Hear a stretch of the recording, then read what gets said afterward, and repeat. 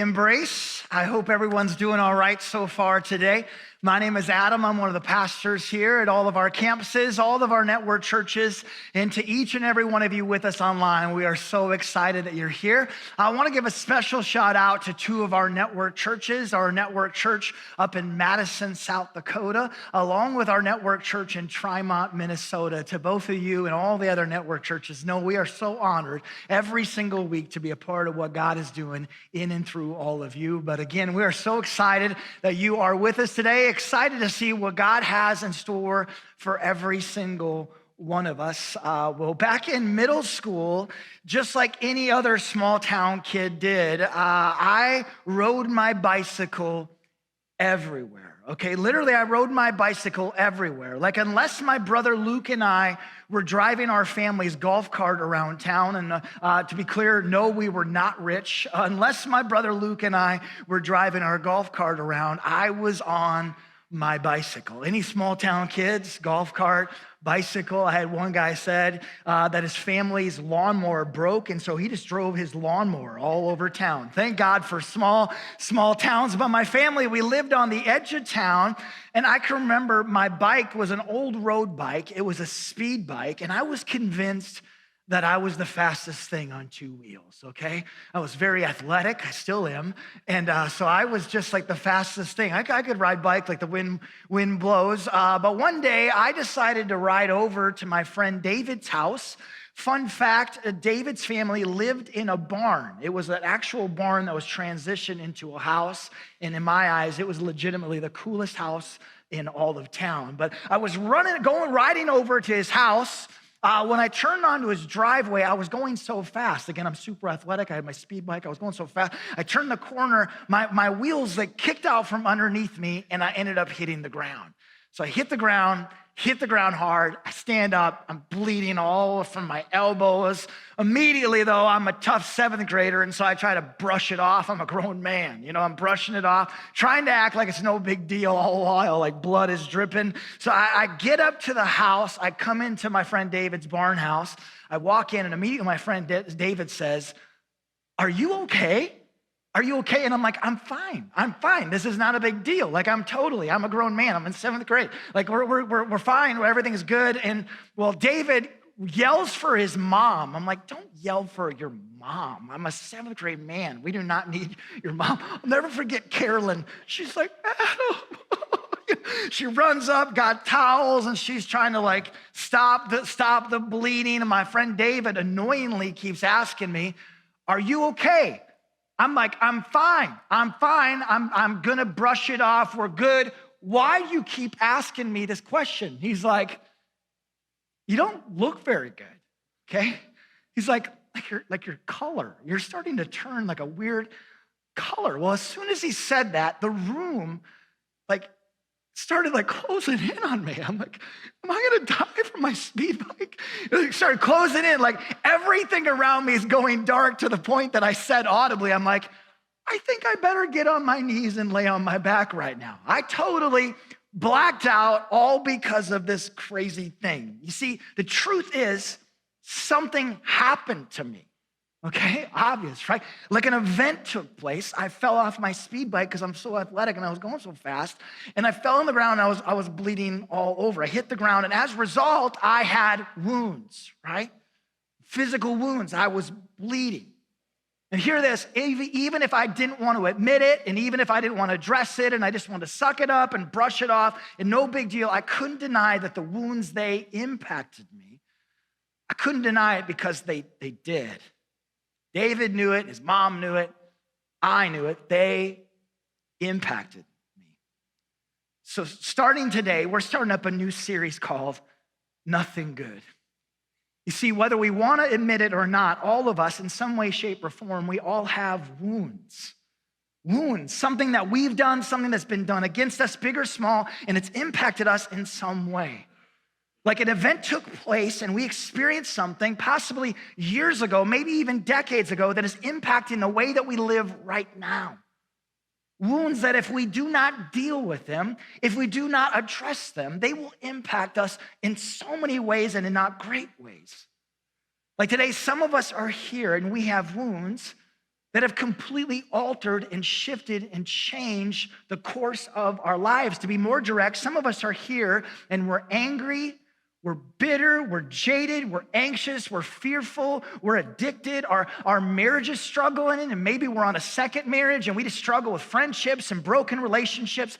To put it nicely, we're the messed up, jacked up, broken person that we are partially because of our wounds that we haven't dealt with.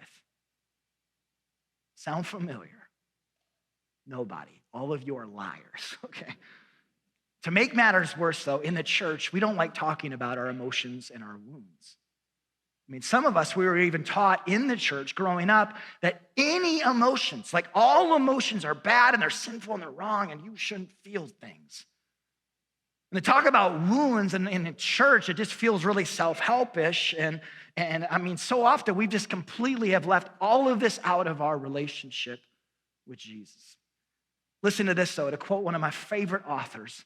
He says, you can't be spiritually mature while remaining emotionally immature. Again, you can't be spiritually mature while remaining emotionally immature. Or to say it another way, you can't be spiritually mature if you have wounds in your life that you have not dealt with. Just ask the question, have you ever met someone who's quick to sing about Jesus and they love to sing really loud and raise their hands and they can quote all kinds of Bible verses and they appear like they're this perfect super Christian, yet the same person is a jerk? Ever met this person? It's like they know all the Bible verses and all the theology, and yet the same person is really critical and easily defensive, and they've never said it to you, but you just kind of always feel like you have to walk around on eggshells. You see, this person, they might sound like they're spiritually mature. They might look at first glance, they might appear to be this spiritually mature person, but the truth is they are not. And just to ask the question, and I ask this question out of love, is this person you? Is it you? It's always easier to see it in somebody else. It's always easier to point fingers. Is this person you? Again, it's impossible to be spiritually mature if we have wounds in our lives that we have not dealt with. And here's the truth. God cares. He does care about our emotions, and he does care about our wounds, and he wants to heal us so that we can become more like Jesus. He wants to heal our wounds so that we can experience the abundant life that he has for us. And this right here is the furthest thing from being self-help. Instead, it is essential. It is necessary. It is critical to becoming a spiritually mature, wholehearted follower of Jesus. It's necessary. It's essential. We need it to deal with our wounds. One last thing before we get started in this series, we're going to be talking about wounds and trauma, but I cannot stress the fact enough that I am not a therapist. I am not a trained therapist in any way, shape, or form. This last week, I met with someone going through some horrible things, and she actually said, I wish you were a therapist, and I said back, I wish I was too, but I am not a therapist. Throughout this series, though, we met with and got direction from, in my eyes, one of the most respected Christian therapists that I know. In my eyes, she is the best of the best, and throughout this series, away from the Bible, the main resource that she gave us and that we utilize for so much of this series is called Be Healed by Bob Schuchts. Again, Be Healed by Bob Schuchts. You can go online, get this on Amazon. I did so myself. And so I want to acknowledge this part. And I also, again, want to acknowledge the fact that I am not a therapist. And so if you're struggling with wounds and trauma in your life, my hope and prayer with this series is that it would be a springboard. I pray it would be like a launching pad. It would be a starting point. But as always, I would strongly encourage you to also seek out a Christian therapist that you can go further with and continue this process with, okay? Okay, so to get us started, today I want to explain what typically happens when we experience a wound of some kind. I mean, often when we're hurt, there is a very, very clear pattern that we tend to typically follow. And I think just teaching this and understanding this big picture will be so helpful. First off, it's the foundation that sets up the rest of the series, this pattern that we're about to share. But more than this series, it really brings so much understanding and wisdom when it comes to the wounds that we felt and the wounds that we will experience in the future. And so I just want to encourage you more than normal to take notes, specifically the things that you see on the screen. Take notes. Feel free to take a picture as well, okay? So to start, here's the start of the pattern. Throughout life, you and I, at some point, we will all experience an event, or most likely plural, will all experience events of some kind that will impact and hurt our souls. All of us, at some point, we will experience an event or events that will impact our souls, and these events can be anything. Maybe for you, there was a death that you experienced at a young age, a parent or a friend, or maybe you've had a death later on in life. Maybe for you, divorce is a part of your story. Or maybe it's in your own marriage, or potentially it was a divorce that your parents went through. Maybe in looking back, one of your events was a really, really terrible decision that you made 20 years ago that you still cannot believe. What was I thinking when I made that decision? Maybe growing up, your dad wasn't present. Maybe adoption's a part of your story.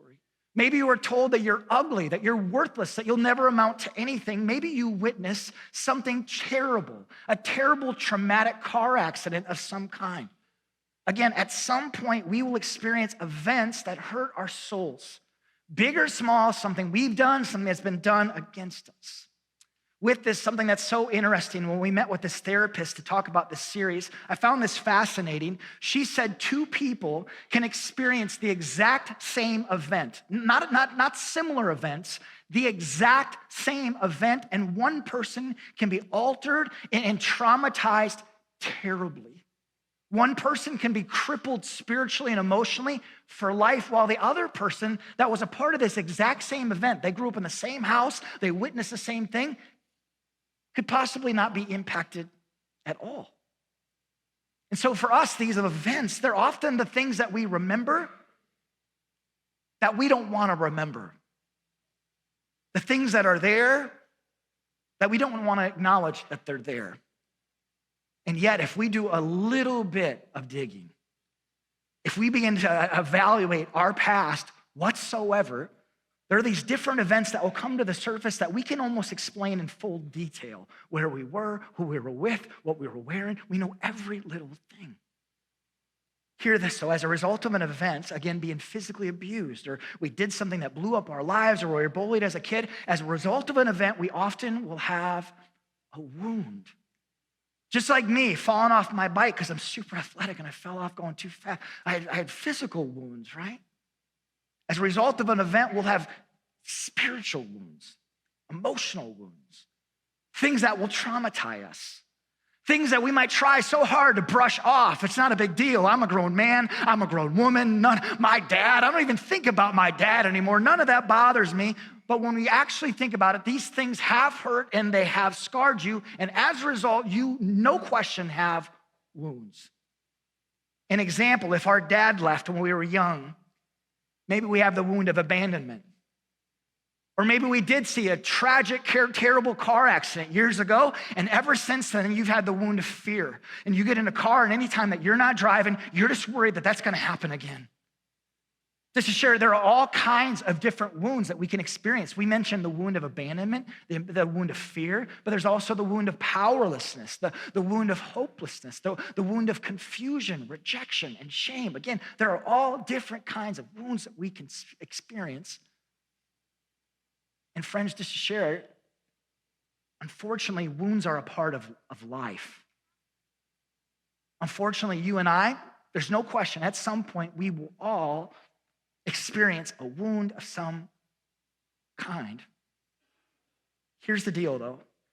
With your wounds, the biggest question is not whether or not you'll experience wounds. The biggest question is whether or not you will address them. You're gonna have wounds. You and I are gonna have wounds. The biggest question, will we address our wounds? Will we process our wounds? Will we care for our wounds? Will we try and heal our wounds? Or will you try and brush them off? Where you try and act like they don't exist. I'm a grown man, I'm a grown woman. That was a long, long time ago. A lot of water underneath that bridge. That doesn't bother me whatsoever. For whatever reason, we try, you and I try to exist that they do not exist. Will we address our wounds or not? You see, the truth is, sadly, more often than not, what do we do with our wounds? Nothing. What do we do with our wounds? Nothing. I mean, our soul is bleeding, like my elbows are bleeding, and what do we do with them? We don't do anything. We don't even acknowledge they exist. Everybody else can metaphorically see the blood dripping from us and our souls, and yet we just know it's not a big deal. It's not even there. What do we do with them? We don't do anything at all. And as a result, what happens? They shift and they alter and they impact and they change so much of who we are right now, today. And listen to this, when we don't address a wound, instead of finding healing, what happens? We form a belief of some kind about who, about ourselves, and also about God. When we have a wound that we don't care for, we form a belief. And so if our wound is abandonment, we start to believe the lie that I'm all alone and no one cares about me, and not even God sees me or cares about me. And if our wound is rejection, we start to believe that I am not loved, I am not wanted, I am not desired by other people, by my spouse, by my future spouse, by even God himself. And if our wound is shame, we believe that I'm bad, I'm dirty, I'm wrong, I'm stupid, I'm shameful, and even God, he might be able to forgive somebody else, but there's no way that he could possibly ever forgive me because I just have so much shame. And all of this is terrible, isn't it? It's so terrible. Yet, unfortunately, we typically don't stop with a belief. We don't stop here. Instead, from this belief, we end up forming an inner vow with ourselves. To be clear, not an inner vow with God, but an inner vow with ourselves. Not an inner vow in light, but instead an inner vow in darkness. Hear this, we make an inner vow consciously or unconsciously. We make this promise to ourselves. Why? To protect ourselves and to cope with life. And a lot of times these vows, they start with the words, I will. An example, I will never trust my dad again. I will never trust a man again. I will never trust a woman again. I will never allow another person to hurt me. I will never put myself out there again so that I can control the fact that I'll never be embarrassed in front of another group of people. To be clear, these vows are not good things at all. I mean, we make them to protect ourselves and to cope with life, and yet these vows, what do? They end up keeping us away from others, and more than that, these inner vows, they end up keeping us away from God and the abundant life that he has for us. And so we make these vows, again, to protect ourselves, to cope with life, and yet they end up backfiring on us, and they end up separating us out, keeping us away from God and all that he is. Once again, there's this pattern. There's an event that takes place, and from that event, there's a wound, and if we do not deal with the wound, maybe we're a kid, and it's like, no, we're not going to deal with the wound. We're just a kid. We form this belief, and from this belief, we make this inner vow. Friends, this is the pattern that typically naturally takes place when we are wounded. Okay, so that's a lot to take in, right? You're like, oh my gosh, dear Jesus, I'm talking to Jesus right now. He needs to help me. For some of us, this is brand new information. For others of us, we'd rather have a colonoscopy than talk about our feelings. You know what I'm saying? By the way, if you're 45 years or older, I have a reference for a great physician who can do a colonoscopy. I've never personally had a colonoscopy from him, but he's in my small group, okay? So he can read the Bible well. I'm sure he can do, well, you know what I'm saying, other things well as well. Another reason to join a small group, maybe half off a colonoscopy. He's never told me that, by the way. I should ask him about that if he'd help me out when I turn 45. Anyways, some of you are like, sign me up for that before this.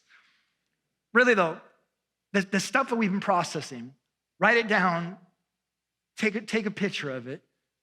But if this is all still confusing for you, today I want to go first and share one of my wounds with you to help you understand it for yourself and also to break the ice for all of us. And maybe this is just breaking the ice just for you and God. You just need to see somebody else do it, and so I'm willing to go first. And so for me, an event, one of the many events that have taken place in my life, I've shared this before, but I was picked on in elementary school. And for me, this wasn't a one-time event. Instead, it was a fairly regular event. I was the first kid in my class to get these bad boys right here, and they weren't as stylish as this. They were the thick, black plastic ones. At one point, I even had Mickey Mouses on the side. How was that for a traumatic experience as a kid? I think about that and I'm like, I don't think my mom and dad loved me, okay? Like, what are they thinking? Like, okay. Anyways, so I got called Four Eyes. And on a regular basis, I was just picked on and made fun of. And so that was my event. And from this event, I had wounds, two specific wounds that come to mind. I had the wound of shame, and I had the wound of rejection. And from these two wounds, because I was a kid, I didn't even tell my parents. My mom years later is like, why didn't you ever tell me that? I just didn't. I just held it in. From that wound, I never cared for it. And so I came up with these beliefs. And if you were to ask me at that point, and even sometimes today, how do you really feel about yourself? I would have told you I'm a complete and total loser. How do I feel myself? If I'm unfiltered, I'm stupid. I'm unlovable, I'm unwanted. That would have been my honest beliefs about myself. I had two older brothers who were both popular, and until the end of 6th grade, when I moved to a different town with my family, I felt like a total idiot. Just speaking even more candidly, and again, I just only hope that this breaks some ice for you. At the end of 6th grade, when my family moved to a new town, I almost immediately, like day one, had friends, and not just a few friends, I had a whole bunch of friends. I had all kinds of friends in high school, all kinds of friends in college and since then, but the truth is though, deep down inside me, those core beliefs really hadn't changed at all. Instead, I still believe the truth that if people found out the truth, that they would know that I'm a loser and they would reject me. In high school, I can remember as a junior in high school, worried that my high school friends would somehow get in contact or connect with my elementary school friends that were now high schoolers because they would find out the truth that I was in fact a loser. I can remember laying awake at night, just worrying about it. To this day, I still struggle with this. Honestly, it's the reason I struggle to stand right here on a Sunday. Because I know better than anyone just the person, good, bad, and otherwise that I am, and I tend to focus on the bad and otherwise parts. Hear this, though, from these beliefs, what's my inner vow that I made? One of those inner vows is this: I'll do anything to make people like me. I can remember in 2nd grade telling myself this: I'll do anything to make people like me. When I was in high school and I had all kinds of friends, I would still internally think, I'll do anything to make my friends like me. When I got to college and it was girls, I'll do anything to make her like me. When I'm unhealthy and I'm not focused on Jesus, even yet today as a grown man, I will do anything to make people like me. How's that for being candid? Honestly, this is embarrassing to share. First off, that I was a loser at any point in my life. And maybe even more so that I'm a grown man. And some of this garbage still impacts me yet today. So that's my wound, one of my wounds. I promise there's others. But really the action step today is this: what about you?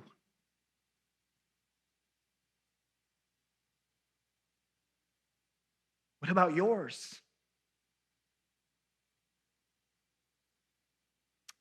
What about your wounds? I know I'm walking on holy ground here, friends. What events have happened in your life?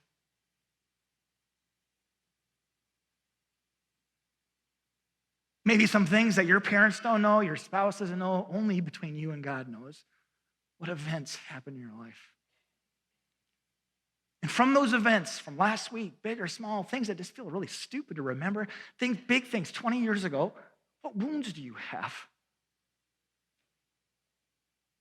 And if you didn't care for these wounds, if you were like me with my friend David, they're fine. It's not a big deal. My gosh, my brother's messed up, but I'm not messed up. This person's messed up, but I'm fine. I'm a grown man. Look at how successful I am. If you didn't deal with your wounds, what beliefs did you form? What beliefs did you form? What beliefs are there? Maybe for you, it's the belief that if I trust someone, they'll hurt me. If I trust God, he'll hurt me. If I trust this person, he'll hurt me. Maybe it's the belief that God isn't good. The self-belief, I'm not good.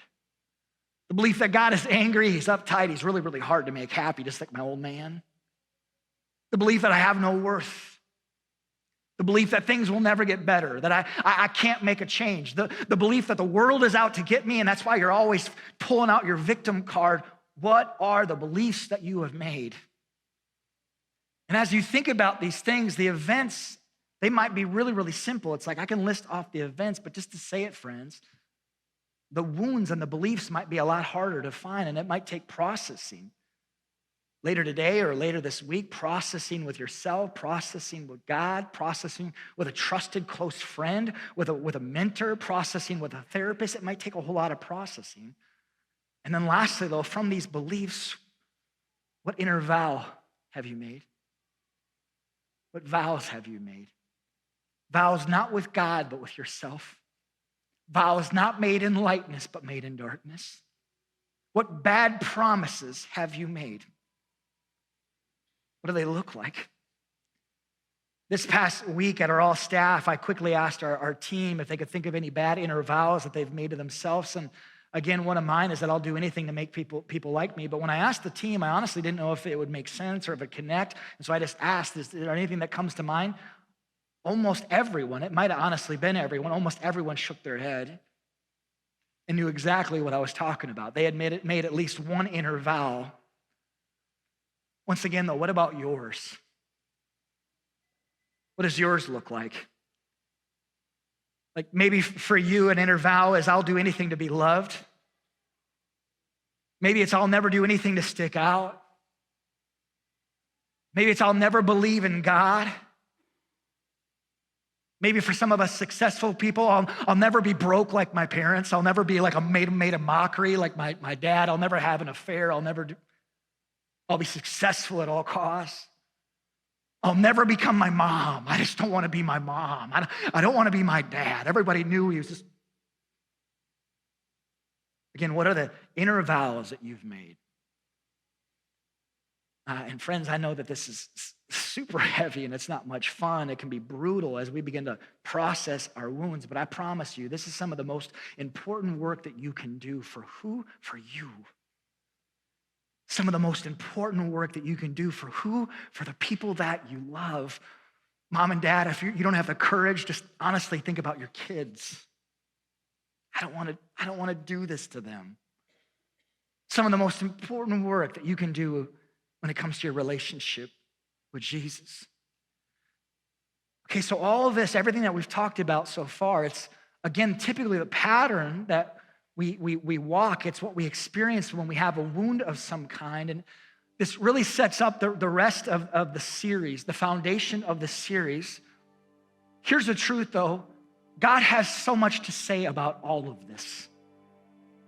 Again, this first week has really been a lot of setup of explaining the pattern of a wound, but God has so much to say about this. I mean, as we just got done celebrating in Christmas, God is not a far off, distant God who can't relate with us. He's not some far off place. Instead, we have a God who so loves us that he sent us Jesus, and you will call him Emmanuel, which means God with us. In Jesus, he was fully God, but what we often fully forget is that he was also fully man. To be clear, not fully God and kind of man, instead fully God and fully man. What I'm trying to say is Jesus experienced wounds. Jesus experienced wounds. In Jesus, God himself experienced wounds, and not just kind of, sort of, and not just in theory, but instead Jesus' wounds were deep. Our Savior, he suffered. He suffered. Physically, emotionally, and spiritually, he experienced some of the deepest wounds that a human being can experience. Don't miss this. Jesus has wounds just like you. He experienced what you've experienced. Have you ever thought about that? Seriously, as you think about some of your painful past, as you think about some of the garbage that was dropped into your life from somebody else, have you ever thought about the fact that God himself experienced these things too? The pain you've experienced, Jesus has experienced. The rejection you've experienced, Jesus has experienced. Even the shame that you've experienced, Jesus has experienced. But listen to this though, when Jesus was wounded, what did he do? He didn't form a new inner belief. He didn't form inner beliefs about himself. When he was wounded, he didn't make a new inner vow. Instead, when he was wounded, he kept his eyes on God the Father. When he was wounded, he found his identity in God, not in his wounds or in his circumstances, but instead he kept his eyes on God the Father, finding his worth and his value, his identity, all that he is in God. And this is the craziest thing. Don't miss this. We're told that because of Jesus' suffering, because of his wounds, that you and I, we can be healed. Listen to these words from Isaiah. This is hundreds and hundreds of years before Jesus shows up on the scene, and yet Isaiah in advance is saying this about Jesus. He's saying, surely Jesus, took up our pain and bore our suffering. To help us understand this, surely Jesus took up your pain and bore your suffering. Yet we considered him punished by God, stricken by him and afflicted.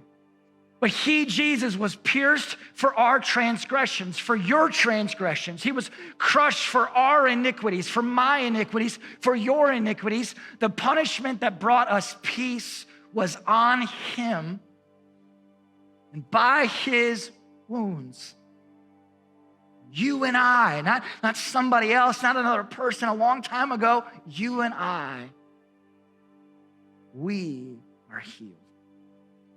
Isaiah is saying that Jesus, he took up our pain. He bore our suffering. He was pierced for our crap. He was crushed for our sin. Translation, Jesus was wounded for us. And because he was, Jesus has brought us peace. Peace with who? Peace with God himself. Because of Jesus, God, he's brought us peace. Peace with who? Peace with ourselves.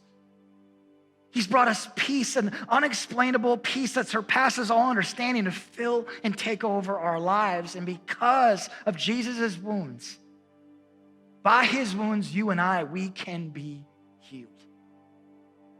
And so throughout this series, we're going to talk a lot about wounds and trauma and how to heal. And today, a huge step of that is just acknowledging our wounds. Just acknowledging our wounds. As we go throughout this series, we're going to continue to share different steps that we can take. But today, my main hope that I want you to hear is that Jesus knows your wounds. He experienced your wounds. And when you bring your wounds to him, to Jesus, he can heal you. Listen to this. Jesus experienced your wounds, and he wants to heal you. Friends, he can heal your wounds from last week. He can heal your wounds from years, decades ago. Jesus experienced your wounds, and he wants to heal you. When you bring your wounds to our broken, suffering, wounded Jesus, he can carry them, but he can also heal them. And so in a few seconds, we're going to close in prayer. And as we do, as a good first step, this is just the first step of many. I just want to invite you to bring your wounds to Jesus. Literally just to speak with God, just in your soul, to talk with him, to process him, just to acknowledge these wounds. And so it's praying this simple prayer, Jesus blank. I'm bringing it to you. Maybe for you, it's Jesus, I was betrayed and I'm bringing it to you. Or Jesus, I was abused and I'm bringing it to you. Jesus, what I experienced in war when I was serving my country, I'm bringing it to you.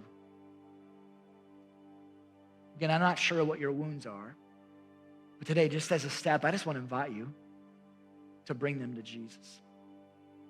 So I'm going to give us a few moments as we pray just to do just that. Would you pray with me? And just in this moment, just acknowledge these wounds. Jesus, blank, I'm bringing it to you. Maybe there's one specific wound that comes to the surface. Maybe there's 4 or 5 things that immediately come to the surface inside your soul.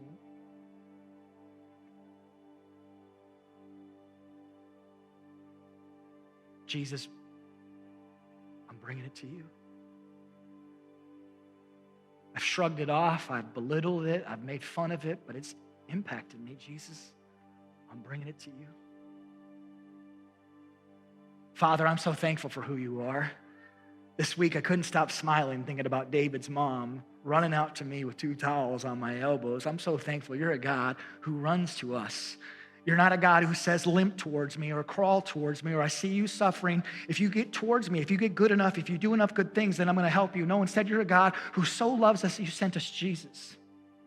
And you're so gentle with us. You're the source of where all gentleness comes from. And so you don't barge into our pain and our wounds and our garbage. Instead, you're so gentle. And so God, today, maybe for the first time, we just take this first step of hopefully many, just saying, Jesus, I'm bringing it all to you. I'm bringing it to you. Lord, we love you. We thank you. We pray all these things in the name of Jesus. All God's people said, amen. Hey everyone, it's Adam from Embrace. If you enjoyed today's message, make sure to subscribe to Embrace's YouTube channel to stay updated. You can also click here to check out other videos. Thanks for watching.